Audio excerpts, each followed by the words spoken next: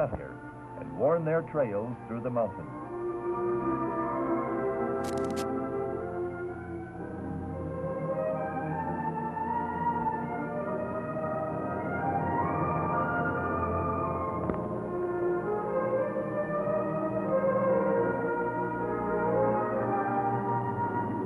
Then came the hunters and trappers following the trails to build beside the Spokane River the first trading post in the Northwest in 1810, only to be abandoned in 1826 during the unsettled times following the War of 1812.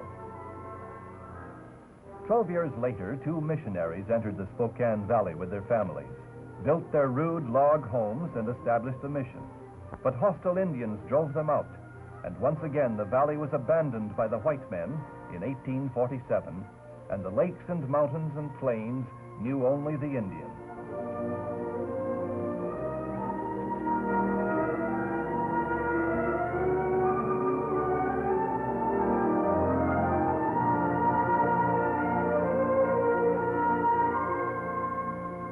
Then came the soldiers from the east, pushing steadily westward, built Indian Trail, and the pioneers followed to begin in 1871 the settlement beside the river that was to become a great city. Today, those Indian trails have become a smooth paved highway over which modern cars slip through the mountain pass and speed along the river's edge toward the hub of the Inland Empire.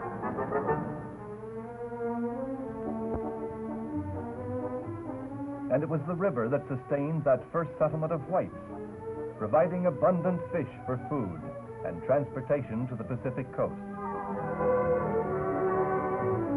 Then the railroads too pushed through the mountain pass, 5 of them across the years, threading their way down the river until they reached the ever-growing city, named for an Indian tribe meaning children of the sun, Spokane. Many a citizen of Spokane today vividly recalls the days of wagon trains, vigilantes, and Indian uprisings, and the great fire of 18 destroyed a large part of the town. But on the ashes of that early settlement has grown a modern metropolis of such beauty, so conveniently in the center of a vast vacation land, that Blessing and I chose to spend a few days here on our trip through the magnificent national parks of the Northwest.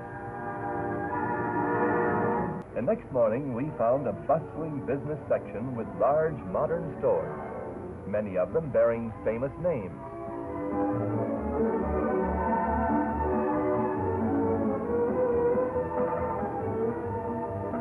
Fine hotels and motels serve the business and vacation travelers who come to Spokane each year in increasing numbers. When we learned of Spokane's unique City Loop Drive, carefully laid out to give visitors an intimate view of the city, we turned back for our car and set out on the 25-mile circuit.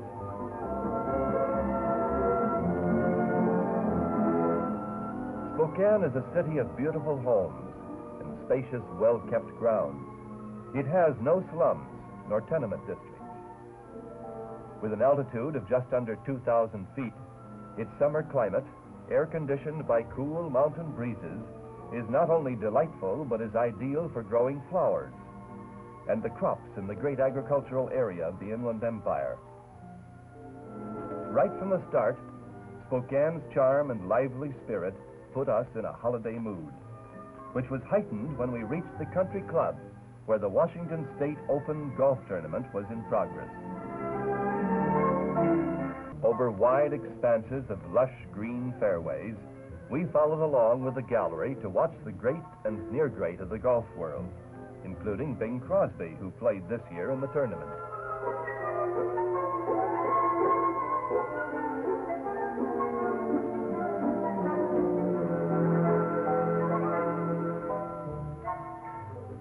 The country club does not have the only golf course in Spokane, not by a good long wood shot.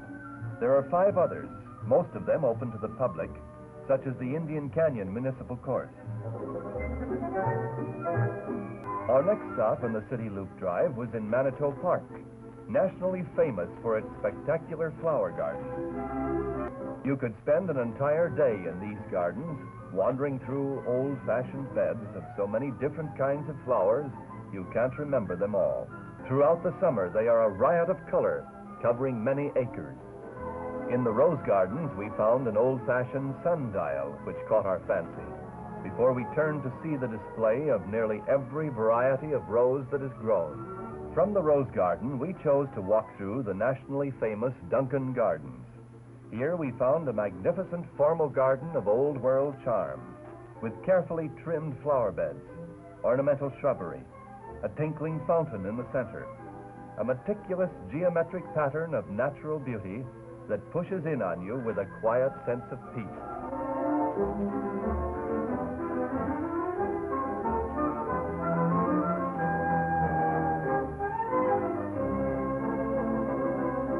Our next day in Spokane, we set out in our Plymouth for a drive to famous Riverside State Park, but 6 miles from the center of the city, cruising through the busy downtown streets on our way to the magnificent Spokane River Parkway.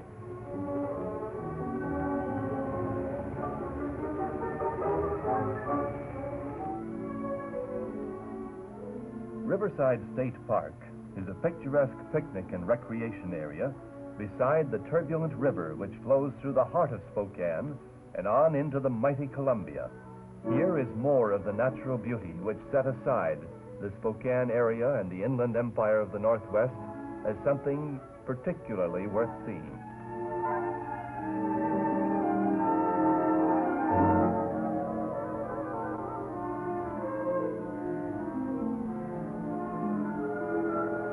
And, just as in Indian days, the river still lures the fishermen.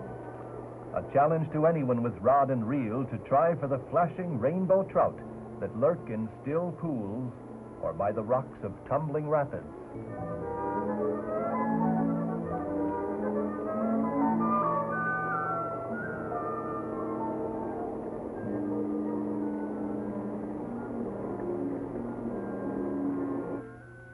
Driving back into town along the River Parkway, we took the loop drive once again to Cliff Park, built on a prehistoric volcanic blowout, one of the more than 50 parks in the city.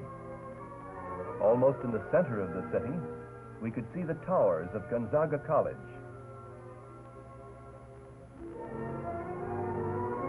Gonzaga College is one of 3 well-known colleges in Spokane, including Holy Names College and Whitworth College, with its wide green campus, a beauty spot treasured by the people. The wonderful new Coliseum, first proposed in 1925, now at last a reality which can seat 9,000 persons. And in the distance, the shining roof of the Kaiser aluminum plant glittering in the bright sunlight. A plant so large, its roof covers more than 40 acres. And through the center of it all tumbles the Spokane River, spilling over a fascinating falls in the center of the city.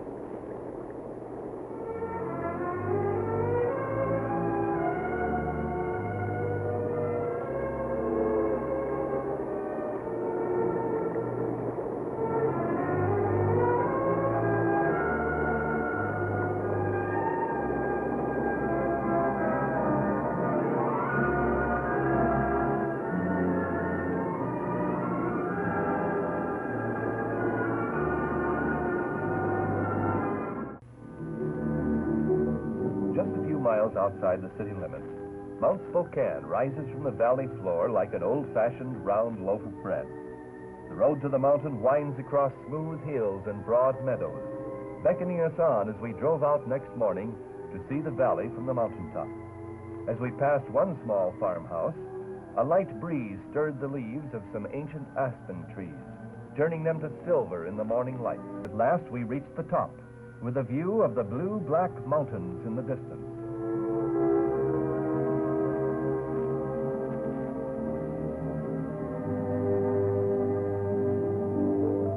On this summer day, the sun was warm and pleasant as we caught our breath beside the ski hut, a few hundred yards from the towers of one of the radio and television stations serving this area.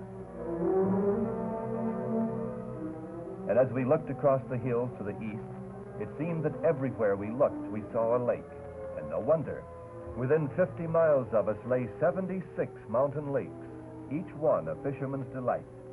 And over the distant hills, for instance, just across the Idaho border, only 30 miles from Spokane, Lake Coeur d'Alene, from which the Spokane River begins its flow. And when Blessing suggested we drive up there for an afternoon of fishing, we turned back for a change of clothes and another scenic trip along the river's course. Lake Coeur d'Alene is one of the most popular resort lakes in the Northwest, and we lost no time getting into a boat and out on the clear blue water. This is also the center of a great lumbering district, and the edge of the lake was dotted with log rafts, which had been floated down on their way to the mill. As a matter of fact, approximately 1/4 of the nation's soft timber comes from the Inland Empire forest.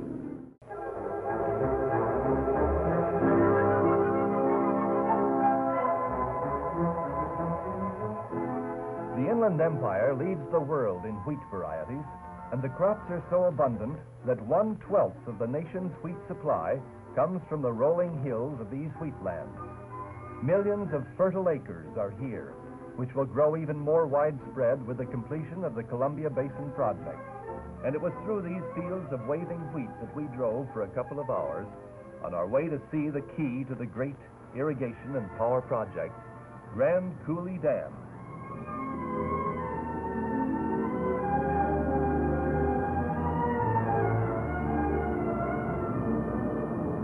For 151 miles, the lake stretches back on to Canada, behind the Grand Coulee, the largest man-made structure in the world, 3 times larger than the Great Pyramids of Egypt. If placed on an average city block, it would tower 2.5 times the height of the Empire State Building. But the most interesting thing we learned was that heat is generated by the chemical reaction when concrete hardens, and it must be allowed to cool. So much concrete was poured into the dam, it would have taken 100 years for it to cool by natural processes. So an intricate system of 1,700 miles of 1-inch pipe carrying cool water was built into the dam in order to cool it quickly.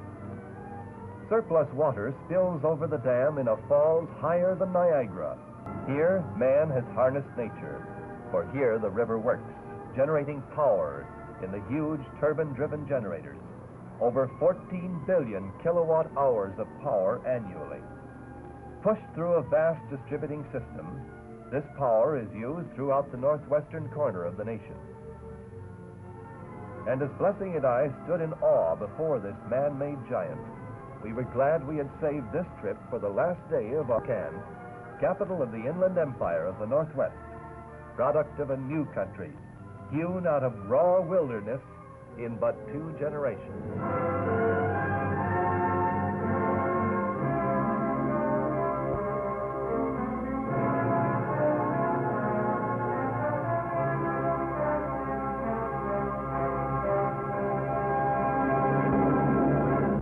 Support for Historic Washington provided by the Washington Hospitality Association and by Weatherly Inn, senior living where it's home and your family.